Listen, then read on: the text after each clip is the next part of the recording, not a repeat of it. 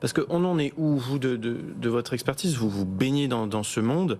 Est-ce qu'on est, on est déjà en retard sur la concurrence? On pense aux Américains tout de suite Non, ou pas? je crois pas justement. Et la French Tech a ça de magique, c'est que il faut peut-être qu'on explique plus nos avantages compétitifs, parce que quand on regarde les grands, les Google, les IBM, pour ne citer que, enfin, on est très très bien placé et on est prêt à faire des benchmarks tous les jours avec ces grands de la tech. Donc non, justement, profitons de cette capacité qu'on a en France et dans l'innovation et pour aller Et conquérir des marchés. exactement. on s'appuie sur un pool de scientifiques, un pool d'excellence en fait au niveau français.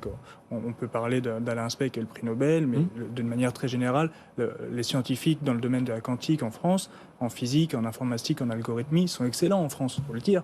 Et on a une vraie reconnaissance au niveau international de ce côté-là. On peut citer les médailles Fields, on peut citer les prix Nobel, mais surtout la masse de scientifiques est bonne. Et donc, du coup, à partir de là, les docteurs, les jeunes chercheurs qui sortent de ce tissu nous donnent vraiment des atouts qui viennent nous positionner, qui viennent positionner l'Europe et la France au meilleur niveau, et les startups qui sont finalement l'émergence de ça permettent de montrer là. Vous avez été formé où, vous, Valérie Angiez?